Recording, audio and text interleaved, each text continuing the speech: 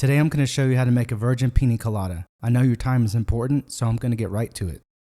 To get started, you'll need a few things: maraschino cherries, coconut cream, not to be mistaken with coconut milk, a fresh pineapple, pineapple juice, a measuring cup, I like the collapsible kind just to save space, and tropical themed drink umbrellas because it's not going to be any fun if you don't decorate it.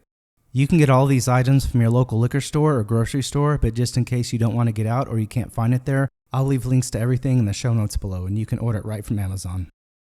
First, scoop out 1 cup of coconut cream into your measuring cup. Pour the coconut cream into the blender. Add 2 cups of pineapple juice.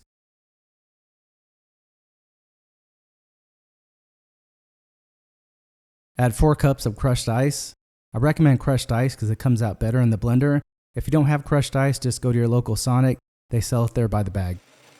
Now blend between 30 and 60 seconds. If it comes out watery, just add more ice until it comes out with a consistency that you're happy with.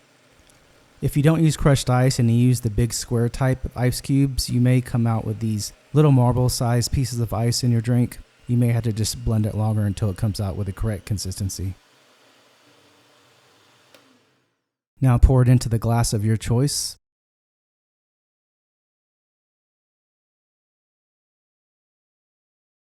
Now for the fun part, add the fresh pineapple slice, add a maraschino cherry, maybe even 2.